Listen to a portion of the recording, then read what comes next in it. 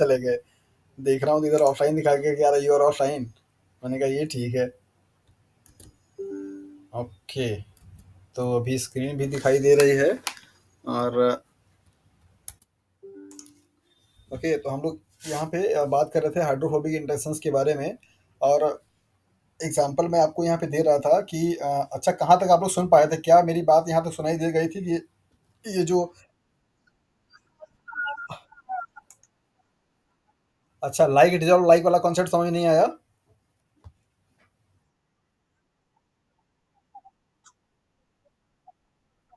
हे भगवान! ओहो! मतलब 20 मिनट का जो एनर्जी था वो बेकार हो गई।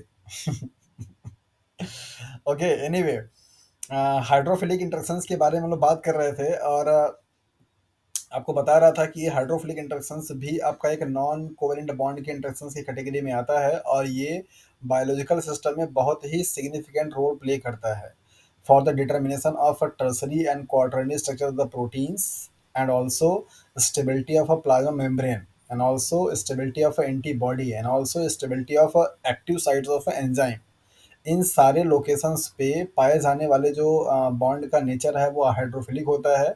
कई बार आपके अलग अलग कॉम्पिटेटिव एग्जाम्स में इस तरीके के सवाल देखने को मिलते हैं कि कौन सा आपका बॉन्ड है जो कि टर्सरी एंड क्वार्टरनरी स्ट्रक्चर्स को स्टैब्लिश करने में सबसे ज़्यादा कंट्रीब्यूशन देता है, या सबसे ज़्यादा मेजर इंपॉर्टेंट रोल प्ले करता है, या कौन सा ऐसा केमिकल बॉन्ड है जो कि मेम्ब्रेन के स्टेबिलिटी में या प्रोटीन और लिपिड के बीच में होने वाले जो इंट्रैक्शंस होते हैं उनमें सबसे ज़्यादा परसेंटेज कौन से टाइप के बॉन्ड का होता है। या इस तरीके से सवाल आपसे पूछे जाते हैं कि एंटीजन एंटीबॉडी के इंट्रैक्शंस में या एंजाइम सबस्ट्रेट के एक्टिव साइट्स के बीच में जो इंट्रैक्शंस हो रहा है वहाँ पे कौन सा सबसे ज़्यादा प्री डोमिनेंट फॉर्म में बॉन्ड पाया जाता है या इंट्रैक्शंस पाए जाते हैं। तो इन सारे स्टेटमेंट का आंसर सिर्फ एक है, that is hydrophilic interactions. Hydrophilic interactions आपके बायोलॉजिकल सिस्टम में जो भी टर्सरी एंड क्वार्टरनरी प्रोटीन होते हैं, एंजाइम सबस्ट्रेट का बाइंडिंग होती है, एंटीजन एंटीबॉडी का जो इंट्रैक्शंस होता है, मेम्ब्रेन पे लिपिड और प्रोटीन का जो इंट्रैक्शंस होता है, इन सभी जगह पे इनका कंट्रीब्यूशंस होता है। ये एक नॉन कोवेलेंट टाइप का क्या है आपका इंट्रैक्शंस होता है, जहाँ पे ऐसे मॉलिक्यूल जो कि वाटर के साथ में बड़े आसानी से अटैच हो सकते हैं, आसानी से डिसॉल्व हो सकते हैं, उन सारे मॉलिक्यूल को हाइड्रोफिलिक मॉलिक्यूल्स के नाम से जाना जाता है। जब कभी भी वाटर और ऐसे काइंड के मॉलिक्यूल्स के बीच का इंट्रैक्शंस होता है तो उसको आप हाइड्रोफिलिक इंटरेक्शंस के नाम से जानते हैं। हाइड्रोफिलिक इंटरेक्शंस आपको यहाँ पे एग्जांपल में दिखाया जा रहा है कि आपके जो भी आयंस हैं वाटर में आसानी से, आयनिक जो कंपाउंड्स होते हैं वो सब के सब आपके क्या होते हैं, हाइड्रोफिलिक होते हैं। जैसा कि मैंने आपको पहले ही बताया, आयनिक कंपाउंड तुरंत जैसे जैसे सपोज अगर आपके पास यहाँ पे NaCl मीन सोडियम क्लोराइड है, तो ये आपका क्या करेगा, वाटर में जैसे ही जाएगा तो डिसोसिएशन होना शुरू हो जाता है सोडियम आयन के फॉर्म में। सोडियम क्लोराइड अगर मॉलिक्यूल अगर आपका यहाँ पे डिसॉल्व किया जाएगा तो ये आपका क्या होगा, डिसोसिएट हो जाता है सोडियम आयन के फॉर्म में और प्लस क्लोराइड आयन के फॉर्म में। तो ये आपके आसानी से बड़े जा करके वाटर मॉलिक्यूल के साथ में क्या करते हैं, इंटरेक्ट करते हैं। ओके, तो इनके इंटरेक्शन से जो आपका वहाँ पे बॉन्ड क्रिएट होगा या इंटरेक्शंस क्रिएट होगा उसको आप हाइड्रोफिलिक इंटरेक्शंस के नाम से जानते हैं। ओके, तो मैं आपको यहाँ पे कॉन्सेप्ट दे रहा था डिजोल्यूशन को लेकर के, लाइक डिजोल्व लाइक। यहाँ पे मैंने ये लिखा भी था कि इसका कॉन्सेप्ट ये होता है कि अगर आपका सॉल्वेंट ऑर्गेनिक अगर होगा तो ऑर्गेनिक सॉलिड पार्टिकल को क्या करेगा, डिजोल्व करेगा। और अगर आपका सॉल्वेंट क्या होगा, इनऑर्गेनिक होगा, तो इनऑर्गेनिक काइंड के मॉलिक्यूल्स को क्या करेगा, डिजोल्व करेगा। तो ऑर्गेनिक सॉल्वेंट का एग्जांपल मैंने जैसे आपको यहाँ पे लिखा कि क्लोरोफॉर्म है, या फिर आपका इथेनॉल है, या फिर आपका एसीटोन है, या फिर आपका बेंजीन है। ये सभी एग्जांपल्स इसके हैं आपके ऑर्गेनिक के हैं। तो इन सारे सॉल्वेंट में जब कभी भी कोई आप ऑर्गेनिक मॉलिक्यूल लेकर के आएंगे तो बड़े आसानी से क्या होगा, ये डिजॉल्व हो जाएगा। दूसरा एग्जांपल यहाँ पे आपका इनऑर्गेनिक है, इनऑर्गेनिक मॉलिक्यूल्स का या सॉल्वेंट का एग्जांपल आपका H2O है। और H2O में आप कोई भी इनऑर्गेनिक मॉलिक्यूल्स अगर आप लेकर के आते हैं तो वो आसानी से क्या होते हैं, डिजॉल्व हो जाते हैं। लेकिन इस H2O में ऑर्गेनिक मॉलिक्यूल भी आसानी से डिसॉल्व हो सकते हैं और होते भी हैं। सो वाटर मॉलिक्यूल्स के पास थोड़ी यूनिक प्रॉपर्टीज़ होती है, और इस यूनिक प्रॉपर्टी के बेसिस पे की वजह से ये यूनिवर्सल सॉल्वेंट के रूप में भी जाना जाता है। मतलब इसके पास ऐसी प्रॉपर्टी है कि ये मोस्ट ऑफ द मॉलिक्यूल, चाहे वो ऑर्गेनिक हो चाहे वो इनऑर्गेनिक हो, उन सभी को अपने अंदर में डिसॉल्व करने की क्या कर सकता है, एबिलिटी रखता है। तो ऐसे प्रॉपर्टी के को देख करके या उसके बेसिस पे आप वाटर मॉलिक्यूल को एज ए यूनिवर्सल सॉल्वेंट के रूप में जानते हैं।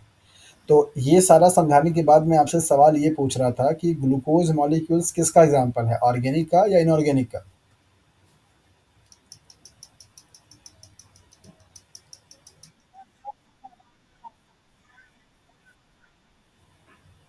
ग्लूकोज मॉलिक्यूल्स ऑर्गेनिक एग्जाम्पल है, तो क्या उसको वाटर में डिजॉल्व होना चाहिए?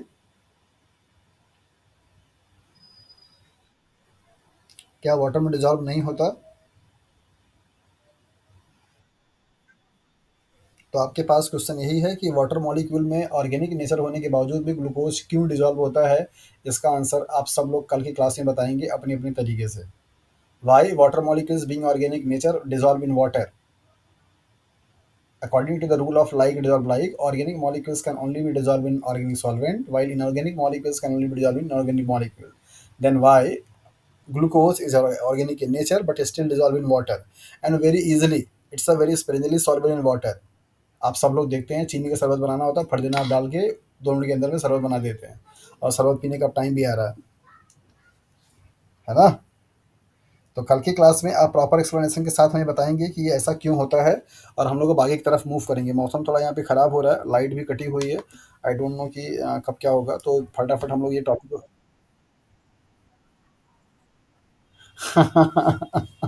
हाँ, अभी तो यहाँ पे ये लग ही नहीं रहा कि हाँ गर्मी का मौसम चल रहा है, ऐसा लग रहा है कि हाँ बड़ा अच्छा नॉर्मल दिसंबर का, और दिसंबर तो नहीं कह सकते, जनवरी का मौसम चल रहा है कि हाँ ठीक ठाक आप कपड़े पहन सकते हैं, ऐसा कोई आपको प्रॉब्लम गर्मी वाली नहीं है। थोड़ी बहुत गर्मी दोपहर में फील होती है अगर आप बाहर निकल रहे हैं तो।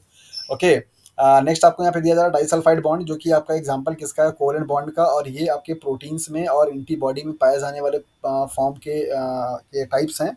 जब ऐसे प्रोटीन्स जो कि आपके मतलब सिस्टीन जो होता है आपका, जो सल्फर कंटेनिंग अमीनो एसिड्स होते हैं, उनमें क्या होता है आपका डाइसल्फाइड बॉन्ड पाया जाता है। तो कभी कभी आपसे एग्जांपल में ये भी पूछा जाता है कि प्रोटीन्स में कौन से अमीनो एसिड्स के पास ये एबिलिटी है कि वो डाइसल्फाइड बॉन्ड को बना सकता है। तो सल्फर कंटेनिंग एग्जांपल आपके हैं दैट इज द सिस्टीन, और सिस्टीन का स्ट्रक्चर आप यहाँ पे देख रहे हैं, इसका आर ग्रुप जो होता है वो एस एच ग्रुप को कंटेन करता है। तो जब कभी भी डाइसल्फाइड बॉन्ड बनना होता है तो यहाँ पे आप देख रहे हैं कि ये दोनों आपके जो सल्फर हैं, इनके बीच में क्या होगा, आपका ये बॉन्ड बन जाएगा।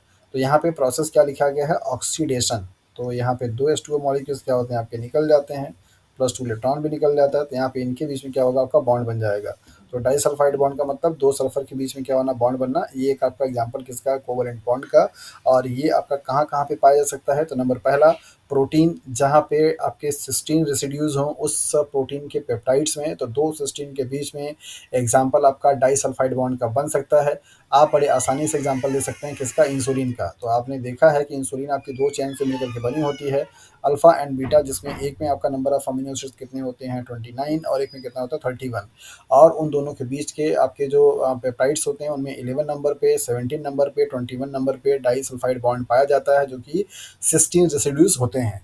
तो इनको आप अच्छे से समझ सकते हैं। साथ साथ अगर आपने यहाँ पे एंटीबॉडी का स्ट्रक्चर देखा हुआ होगा, तो आपको अगर कुछ याद आ रहा हो तो आप बता सकते हैं कि ये जो आपके लाइट चेन और हैवी चेन होते हैं, इनके बीच में आपको,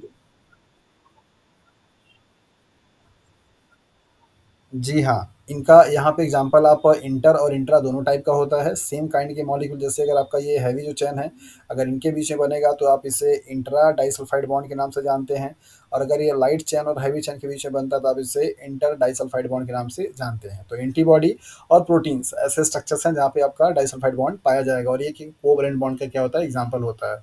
नेक्स्ट आपका आता है van der Waals interactions. Van der Waals interactions का मतलब होता है कोई भी टाइप का मॉलिक्यूल हो, टू मॉलिक्यूल्स जो कि एक पेरीफेरी में है, एक क्लोज प्रॉक्सिमिटी में है, उनके ऊपर लगने वाला नॉन अट्रैक्टिव या कह सकते हैं कि नॉन कोवलेंट टाइप का जो इंटरेक्शंस होता है उसे आप वैन डेर वाल इंटरेक्शंस के नाम से जानते हैं। वैन डेर वाल इंटरेक्शंस सबसे ज़्यादा अमाउंट में, मतलब नंबर के बेसिस पे, ना कि मैग्नीट्यूड, सबसे हाईएस्ट नंबर पे लगने वाला जो फोर्स है या जो आपका इंटरेक्शंस है वो कौन सा है, that is the van der Waal interactions. किसी भी काइंड के मॉलिक्यूल्स में जहाँ कहीं पे भी मॉलिक्यूल्स आपस में पास-पास में क्लोज़ प्रॉक्सिमिटी में आपको प्रेज़ेंट होते हुए दिखाई दे जाएँ, तो आप ये समझना कि वहाँ पे उनके बीच में और कोई बॉन्ड बने या ना बने, और कोई चीज़ का इंटरेक्शन हो या ना हो, but when der Waal interactions वहाँ पे ज़रूर पाया जाएगा, क्योंकि वो सिर्फ़ और सिर्फ़ आपका जो 2 मॉलिक्यूल्स आपके पास में आ रहे होते हैं, उनके बीच का क्या है, अट्रैक्शंस होता है। ये इनका नेचर दोनों तरीके के हो सकते हैं, या तो आपका ये अट्रैक्टिव भी हो सकता है या तो आपके रिपल्सिव हो सकते हैं। अट्रैक्टिव अट्रैक्टिव कब होगा, जब 2 अपोजिट चार्ज टाइप के मॉलिक्यूल्स अगर आपके क्या होंगे, आपस में इंटरेक्ट होंगे तो वहाँ पे अट्रैक्टिव होगा। सेम चार्ज टाइप के अगर मॉलिक्यूल्स होंगे अगर तो वहाँ पे क्या होगा, रिपल्सिव होगा। तो ये दोनों तरीके के आपके हो सकते हैं। तो ऐसे सपोज कीजिए अगर आपका यहाँ पे मान लीजिए कि आपके पास एक कंटेनर है ये, और इस कंटेनर में ढेर सारे ऐसे क्या रखे हैं, एटम्स रखे गए हैं, बॉल। ये सारे बॉल क्या है, आपके एटम्स को रिप्रेजेंट करते हैं। अगर ये सारे एटम्स रखे गए हैं तो क्लोज प्रॉक्सिमिटी में है, तो इन सभी के बीच में लगने वाले जो आपके बॉन्ड है उनको आप क्या बोल सकते हैं, वॉन डर वाल इंटरेक्शंस के नाम से जान सकते हैं। अभी इनके बीच में और कोई बॉन्ड बना कि नहीं बना इस बात की श्योरिटी नहीं है, लेकिन क्लोज प्रॉक्सिमिटी में पाए जाने की वजह से इनके बीच में वॉन डर वाल इंटरेक्शंस क्या करेगा, एग्जिस्ट करेगा। तो उसको आप क्या बोलते हैं, वॉन डर वाल इंटरेक्शंस। ये दोनों तरीके का आपका हो सकता है, रिपल्सिव भी हो सकता है और अट्रैक्टिव भी हो सकता है। ओके। तो इनका अगर आप देखेंगे तो जैसे आप जब पढ़ेंगे टर्सरी स्ट्रक्चर्स तो वहाँ पे आपको प्रोटीन्स का, तो वहाँ पर आपको पढ़ने को मिलता है। मौसम बड़ा ज़्यादा ख़राब हो रहा है, यहाँ पे बारिश तगड़ा हो रहा है, और पता नहीं क्या करने वाले हैं भगवान, समझ में नहीं आ रहा। पूरा गेहूँ का फसल एकदम पूरा ख़राब हो जा रहा है। ओके, नेक्स्ट आपका है पेप्टाइड बॉन्ड, जो कि आपके प्रोटीन से पाए जाते हैं, और ये पेप्टाइड बॉन्ड भी आपका कोवैलेंट बॉन्ड का एग्जांपल होता है। तो पेप्टाइड बॉन्ड्स बेसिकली क्या हैं कि जो भी आपके अमीनो एसिड्स होते हैं, 2 अमीनो एसिड्स के बीच में पाए जाने वाले जो कोवैलेंट टाइप के बॉन्ड होते हैं, उनको आप पेप्टाइड बॉन्ड के नाम से जानते हैं। तो ये किसके-किसके बीच में बनेगा? एक अमीनो एसिड्स के अल्फ़ा नाइट्रोजन का और दूसरे अमीनो एसिड्स के अल्फ़ा कार्बन के बीच, कार्बोनिलिक कार्बन के बीच में बनता है। तो यहाँ पर आप देख लीजिए कि ये आपका एक स्ट्रक्चर है अमीनो एसिड्स का। ये इसका कार्बोक्सिलिक ग्रुप है और दूसरे वाले का ये क्या है, आपका अमीनो ग्रुप है, राइट। तो कार्बोक्सिलिक का ये वाला आपका OH और इस वाले का एक हाइड्रोजन, ये दोनों मिल करके क्या बनाते हैं, H2O मॉलिक्यूल्स क्या करते हैं, बनाते हैं, क्या बनाते हैं, H2O। तो जब कभी भी 2 अमीनो एसिड्स आपके जुड़ेंगे तो वहाँ पे एक H2O मॉलिक्यूल क्या होगा, आपका माइनस हो जाता है। जिसके बाद यहाँ पे आप देख सकते हैं कि ये आपका कार्बोक्सिलिक का कार्बन डबल बॉन्ड ऑक्सीजन, ये वाला ग्रुप। इसके बाद इस वाले का कार्बन सिंगल बॉन्ड हाइड्रोजन, ये वाला ग्रुप।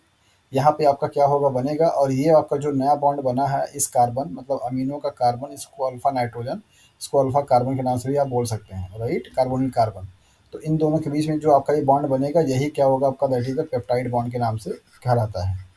और पेप्टाइड बॉन्ड एक आपका कोवैलेंट बॉन्ड का क्या है, एग्जाम्पल है। पेप्टाइड बॉन्ड के बारे में बहुत डिटेल से और बहुत अच्छे तरीके से हम लोग पढ़ेंगे। इस पे कई सारे आपके सवाल आते हैं पेप्टाइड बॉन्ड को लेकर के, और इसी बॉन्ड के रोटेशंस को लेकर के रामाचंद्रन ने अपना एक प्लॉट दिया, जिसको आप रामाचंद्रन प्लॉट के नाम से भी जानते हैं। तो जब हम लोग अब आगे आगे जब प्रोटीन का स्ट्रक्चर स्टार्ट करेंगे तो वहाँ पे आपको डिटेल में पढ़ाएंगे। अभी के लिए आप समझिए कि पेप्टाइड बॉन्ड आपका एक कोवैलेंट बॉन्ड का एग्जाम्पल है। और क्या नाम से कोवैलेंट बॉन्ड का एग्जाम्पल है, और ये आपके प्रोटीन्स में पाए जाने वाले क्या हैं, बॉन्ड हैं। जब कभी भी प्रोटीन्स का फॉर्मेशन कैसे होता है, पेप्टाइड से, और पेप्टाइड का फॉर्मेशन किससे होता है, अमीनो एसिड से। तो मान लीजिए कि यहाँ पे एक जो सर्कल है वो एक अमीनो एसिड को क्या करता है, रिप्रेजेंट करता है, राइट, इस तरीके से। तो कई सारे अमीनो एसिड्स मिल करके क्या बनाते हैं, आपके पेप्टाइड बनाते हैं। और पॉलीपेप्टाइड चेन को ही आप क्या बोलते हैं, प्रोटीन बोलते हैं। तो ये एक अमीनो एसिड से जो दूसरा अमीनो एसिड आपका जुड़ रहा है, इन दोनों के बीच में पाए जाने वाले जो बॉन्ड्स होते हैं उनको आप क्या बोलते हैं, that is the peptide bond के नाम से जाना जाता है। तो पेप्टाइड बॉन्ड कहाँ पाया जाएगा, प्रोटीन्स में, मीन्स आपके अमीनो एसिड्स में। इनका नेचर कैसा होगा, that is the covalent bond. इस पेप्टाइड बॉन्ड से आपको एक सवाल पूछना चाह रहा हूँ, अगर आप लोगों का दिमाग वहाँ तक पहुँच पाएगा तो आप लोग आंसर करेंगे। सब लोगों ने होपफुली कि एग देखा होगा, और आपको पता होगा कि जब ये बिफोर बॉइलिंग, बॉइलिंग से पहले अगर आप देखते हैं तो इसमें क्या होता है, लिक्विड भरा हुआ होता है। और उसके ऊपर की जो लेयर होती है उसको आप कैल्शियम कार्बोनेट का मानते हैं कि कैल्शियम कार्बोनेट का क्या है, बना हुआ है, राइट, CaCO3 का। और कैल्शियम कार्बोनेट एक स्टोन होता है जो कि स्टोन लाइक स्ट्रक्चर होती है, मतलब यहाँ पे कोई भी पोर नहीं होता है, और यहाँ पे लिक्विड भरे हुए होते हैं। सवाल मेरा ये है कि जब आप इस एग को बॉयल करते हैं, बॉयल करने के बाद आपका ये एग का अंदर का जो मटेरियल होता है, जिसको आप एग वाइट और एग येलो बोलते हैं, यॉक बोलते हैं। ऐसे पीला पीला क्या होगा आपका, इसमें पूरा प्रोटीन का होता है, लिपिड का, जिसको आप यॉक बोलते हैं। और उसके सराउंडिंग में क्या होता है, आपका वाइट वाइट होता है, इसे आप एग वाइट बोलते हैं। बॉइलिंग से पहले ये आपका लिक्विड के फॉर्म में होता है, उसके ऊपर आपके यहाँ पे कैल्शियम कार्बोनेट की एक लेयर बनी हुई होती है। बॉइलिंग के बाद ये पूरा का पूरा अंदर का मटेरियल सॉलिड हो जाता है, और जबकि ये कैल्शियम कार्बोनेट आपका नॉन पोरस होता है। तो सवाल मेरा ये है कि पानी गया कहाँ? क्या क्वेश्चन मेरा समझ में आया? अरे यार, फिर तो नहीं ऑफलाइन। अच्छा है, बड़ा टेंशन हो जा रहा है मुझे कि ऑफलाइन तो नहीं हो गया। सवाल मेरा ये है कि एग जो होता है उसमें आपके लिक्विड भरे हुए होते हैं।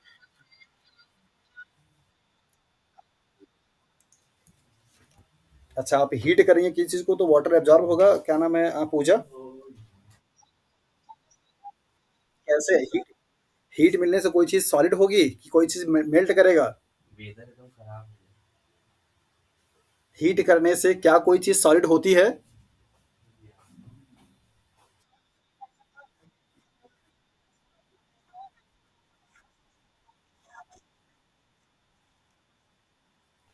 राइस को आप जब वाटर में बॉयल करते हैं, तो राइस आपका ऑलरेडी सॉलिड होता है, वो उसको और सॉफ्ट बनाता है। राइस ऐसा नहीं कि पहले आपका ग्रेन्स उसका लिक्विड था और आपने उसको बॉयल किया तो वो हार्ड हो गया। राइस के जो ग्रेन्स होते हैं ऑलरेडी बहुत हार्ड होते हैं, वाटर के बॉइलिंग की वजह से वो सॉफ्ट हो जाते हैं, जिसको कि आप अच्छे से खा सकते हैं। मेरा सवाल यहाँ पे ये है कि जो एग होता है जिसमें लिक्विड भरे हुए होते हैं, जब आप उसे बॉयल कर देते हैं तो पूरा का पूरा एग आपका सॉलिड हो जाता है और उसके ऊपर जो लेयर लगी होती है व्हाइट वाली, वो कैल्शियम कार्बोनेट की होती है, जो कि आपका नॉन पोरस होता है। पानी उसमें से इवापोरेट नहीं हो सकता है, तो बगैर पानी इवापोरेट किए वो पूरा का पूरा लिक्विड सॉलिड कैसे बना?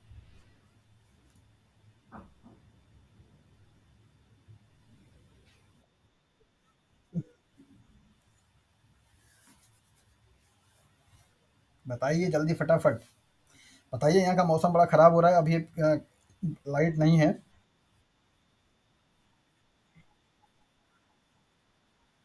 हम्म।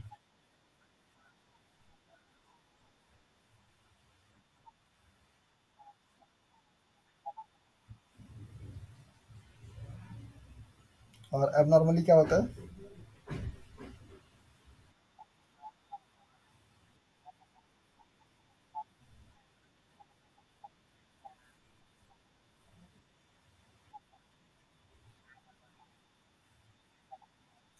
प्रोटीन की डीनेचर होने से सिद्धार्थ, मेरा सवाल लिक्विड पे फोकस था। ये मुझे पता है कि जब आप हीट देते हैं तो प्रोटीन आपका डीनेचर हो जाता है। मेरा क्वेश्चन था कि लिक्विड फॉर्म था, वो लिक्विड गया कहाँ? लिक्विड क्यों सॉलिड में बन गया हीट देने के बाद? क्या कोई ऐसा सिस्टम या कोई एग्जांपल और आप बता सकते हैं जहाँ पे वाटर को, मतलब लिक्विड को हीट किया है तो सॉलिड हो जाए?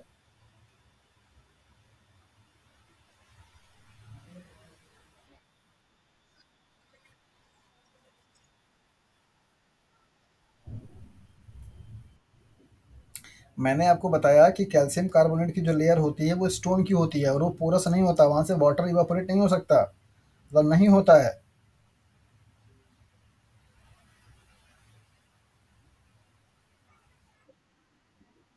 और कोई?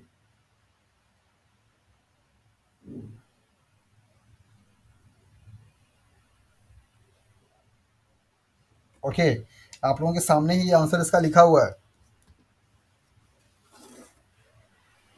और इस इतना रिलेवेंट टॉपिक पे क्वेश्चन पूछा था, मुझे लगा था कि शायद आप लोग वहाँ पे ध्यान दे पाएंगे। इसके जस्ट पहले अभी। हाँ।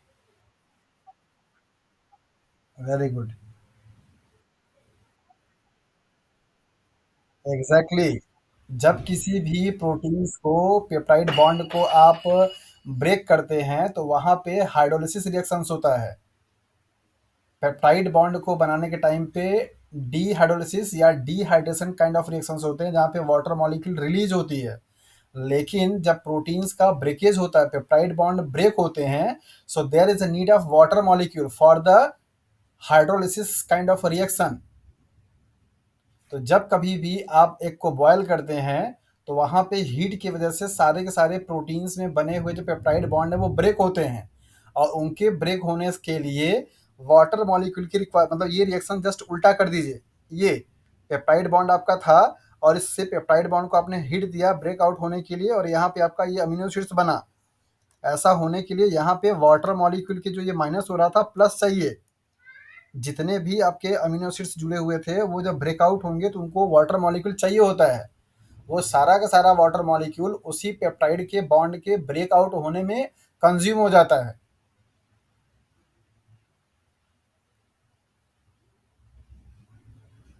समझ आया? नहीं समझ आया? ओके। यहाँ पे आपको एग्जांपल दिया गया है कविता कि जब कभी भी दो अमीनो एसिड्स आपस में जुड़ते हैं तो उनके बीच में पेप्टाइड बॉन्ड बनता है और पेप्टाइड बॉन्ड बनने के टाइम पे दोनों अमीनो एसिड जब जुड़ रहे हैं तो वहाँ पे आपका एक H2O मॉलिक्यूल निकलता है। क्यों? क्योंकि कार्बोक्सिलिक का हाइड्रोक्सिल ग्रुप अमीनो का हाइड्रोजन ग्रुप, ये दोनों आपस में क्या होते हैं यहाँ पे रिएक्ट करते हैं, मतलब निकलते हैं, तब जा करके इनके बीच में क्या होता है, आपका बॉन्ड बनता है। ये बात समझ में आई आपको? तो जब इस बॉन्ड को आप ब्रेक करेंगे तो इनको फिर से अपने फॉर्म में आना होगा, मतलब कार्बोक्सिलिक कार्बन को इस तरीके से और इसके हाइड्रोक्सिल ग्रुप को इस तरीके से, नाइट्रोजन के हाइड्रोजन को इस तरीके से, सॉरी, नाइट्रोजन के हाइड्रोजन को इस तरीके से और इस तरीके से आना होगा। तो अभी आपके पास स्ट्रक्चर क्या है, सिर्फ ये है, और इसके पास सिर्फ ये है, मतलब आपको अभी एक यहाँ पे हाइड्रोक्सिल ग्रुप चाहिए और एक आपका यहाँ पे हाइड्रोजन ग्रुप चाहिए। तो ये हाइड्रोक्सिल ग्रुप और हाइड्रोजन ग्रुप कौन देगा? Water molecule. तो जो वाटर मॉलिक्यूल आपका यहाँ पे पेप्टाइड को बनाने में निकलता है, वही जब पेप्टाइड आपका ब्रेकआउट होता है तो ये वाटर मॉलिक्यूल यहाँ पे यूज हो जाता है। तो जब आप एग को मीन्स अंडे को बॉयल करते हैं तो वहां पे सारे के सारे प्रोटीन्स आपके डीनेचर होते हैं, मीन्स प्रोटीन का बॉन्ड ब्रेकआउट होता है। तो during the breakage of a peptide bond there is a need of water molecule. So that is why egg का पूरा जो लिक्विड होता है वो आपका सॉलिड में कन्वर्ट हो जाता है, मतलब पूरा का पूरा मटेरियल वहां पे जो बचता है वो सिर्फ और सिर्फ प्रोटीन्स और लिपिड बचते हैं, वाटर सब आपका एब्जॉर्ब हो जाता है।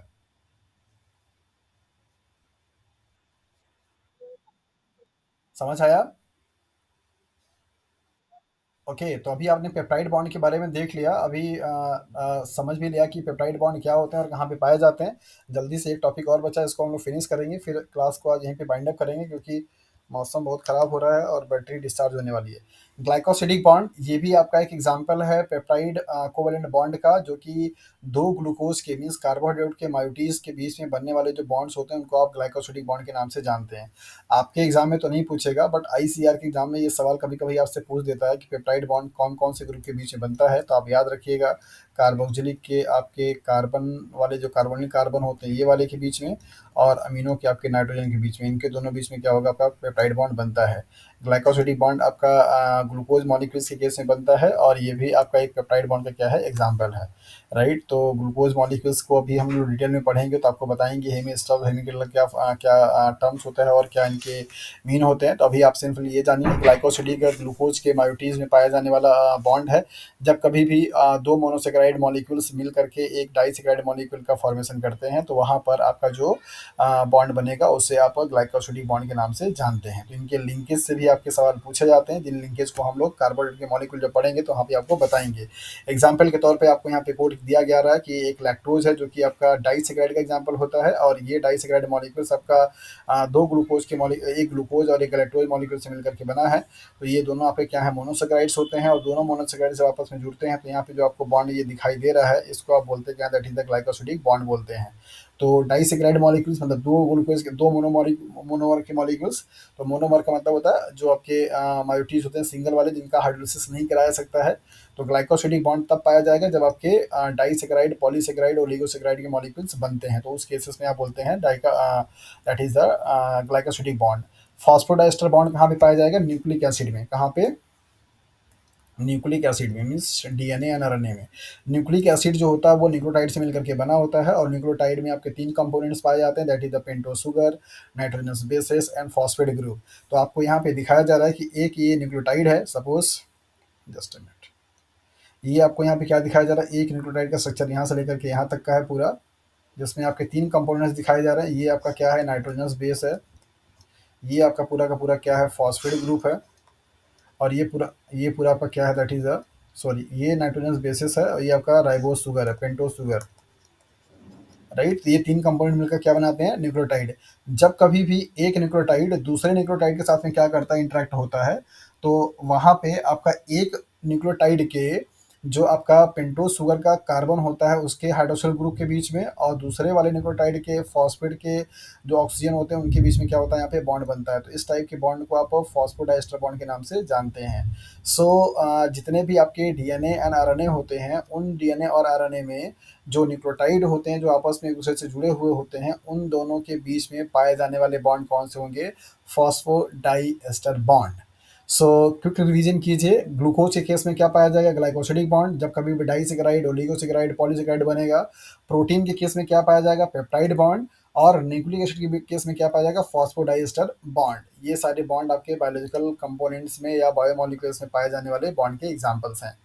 तो इस तरीके से आपका बायोलॉजिकल सिस्टम में पाए जाने वाले जो इंटरेक्शंस थे, उनके बारे में हम लोगों ने स्टडी कर लिया और जान लिया कि आपको कैसे पता चलेगा कि हाँ, कौन-सा टाइप का बॉन्ड कहाँ पे पाया जाता है या कौन-सा मॉलिक्यूल्स किस टाइप का बॉन्ड बना सकता है। ओवरव्यू मैंने आपको आपके एग्ज़ाम के पॉइंट ऑफ व्यू से दे दिया और बार-बार आपको एम्फसाइज़ भी किया कि उन टाइप के बॉन्ड से किस टाइप का क्वेश्चन्स आपका आता है, राइट?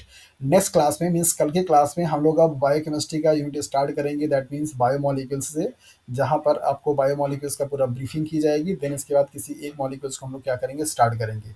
तो अब हमारा चलेगा पूरा बायोमोलिक्यूल्स मीन्स बायोकेमिस्ट्री का लेक्चर। अभी तक आप लोगों ने ये देखा कि आपके बायोलॉजिकल सिस्टम में कौन-कौन से टाइप के इंटरेक्शंस होते हैं। बीच में किसी एक दिन आपको पढ़ाएँगे पूरा बफर सिस्टम, जहाँ से आपके एग्ज़ाम में सीएसआईआर में टाइट्रेशन से सवाल आता है। तो अभी फ़िलहाल हम लोग कल की क्लास में दैट मीन्स नेक्स्ट क्लास में बायोमोलिक्यूल्स क्या करेंगे, स्टार्ट करेंगे। ओके? हाँ।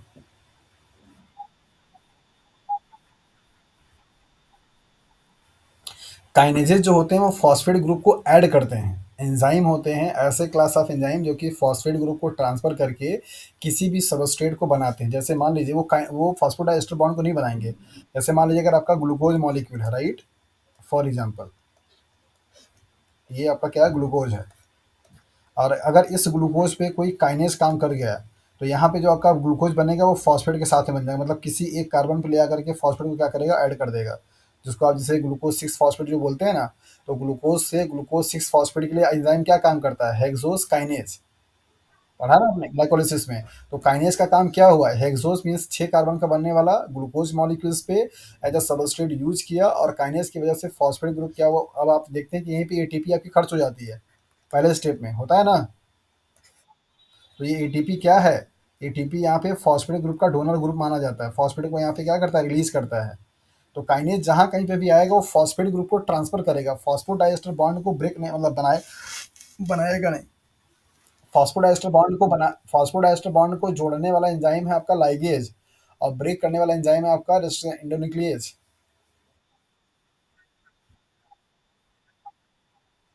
फॉस्फेट देखिए अभी आप नहीं समझ पाए, ये जो कार्बन आपका ये जो शुगर है इससे जो फॉस्फेट आपका जुड़ा है ये फॉस्फोडाइएस्टर बॉन्ड नहीं है। ये दोनों मॉलिक्यूल्स जो आपको यहाँ पे दिखाई दे रहे हैं इसके बीच को के बॉन्ड को आप फॉस्फोडाइएस्टर बॉन्ड बोलते हैं। यहाँ से ओके। एस्टर ग्रुप का नाम सुना आपने, RCOO। मतलब एक क्या हो, आपका आर ग्रुप हो, कोई भी एल्किल एल्काइल जो भी कुछ ग्रुप हो, जैसे इसका स्ट्रक्चर यहाँ पे देख लिए, carbon double bond oxygen, single bond R और सिंगल बॉन्ड आर, राइट? मतलब कि जब कभी भी आप RCHO मतलब कि कार्बोक्सिलिक ग्रुप के हाइड्रोजन को किसी एल्किल ग्रुप से रिमूव कर देते हैं तो ये जो ग्रुप बनता है उसको आप क्या बोलते हैं, ईस्टर बोलते हैं। क्या बोलते हैं, ईस्टर ग्रुप, राइट? तो ऐसे ही टाइप के जो इंटरेक्शंस होते हैं जिनको आप फॉस्फोडाइएस्टर बॉन्ड के नाम से जानते हैं। फॉस्फेट ग्रुप होगा, डाई होंगे मतलब 2 होगा और ईस्टर मतलब ईस्टर उसका नेचर होगा। ये सारा चीज़ जब आपको हम बायोमोलिक्यूल्स पढ़ाएँगे दैट मीन्स न्यूक्लिक एसिड, तो वहाँ पे आपको डिटेल में बताएँगे कि इनके पीछे का जो केमिस्ट्री है, किस तरीके से न्यूक्लियोफिलिक अटैक होता है, कैसे यहाँ पे फॉस्फोडाइएस्टर बॉन्ड बनता है, वहाँ पे हम लोग डिस्कस करेंगे। ठीक है। सो आज के लिए इतना ही, कल के लिए रेडी रहिए बायोमोलिक्यूल्स को लेकर के पढ़ने के लिए और उससे अगर आपके एग्जाम में जो सवाल आए हैं अगर आप उसको कैचअप कर पाते हैं तो आप कल की क्लास में आपको देख लीजिएगा और ताकि आपको जब चीज़ें पढ़ाई जाएँ तो अच्छे तरीके से समझ में आए। और आज के पास आपके पास काफ़ी टाइम है, संडे का दिन है, अभी आप फ्री हैं, तो अभी प्रीवियस भी आपको जो मैंने पीडीएफ दिया है उसका भी रिस्पॉन्स मुझे नहीं मिला कि आप लोगों ने कितना क्वेश्चन को सॉल्व किया है, कितने क्वेश्चन में प्रॉब्लम आ रही है। साथ-साथ ये जो पूरा आपका बायोलॉजिकल सिस्टम में केमिकल इंटरेक्शंस का पूरा मैंने जो टॉपिक पढ़ाया है, इससे भी प्रॉब्लम आप लोग सॉल्व करेंगे। ओके? और अगर किसी को भी प्रॉब्लम सॉल्व करने के टाइम पे कोई क्वेश्चन ऐसा मिलता है जो कि सॉल्व नहीं हो पाता है, सो आप लोग लेकर के उसको आइए, यहाँ पे हम लोग डिस्कस करेंगे और उसके लिए प्रॉपर जो सॉल्यूशन होगा वो आपको बताया जाएगा।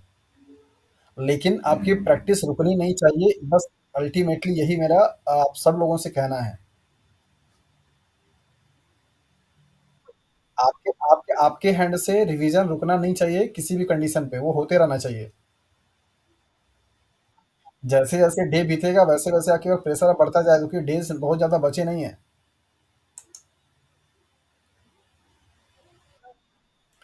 चलिए, ठीक है फिर।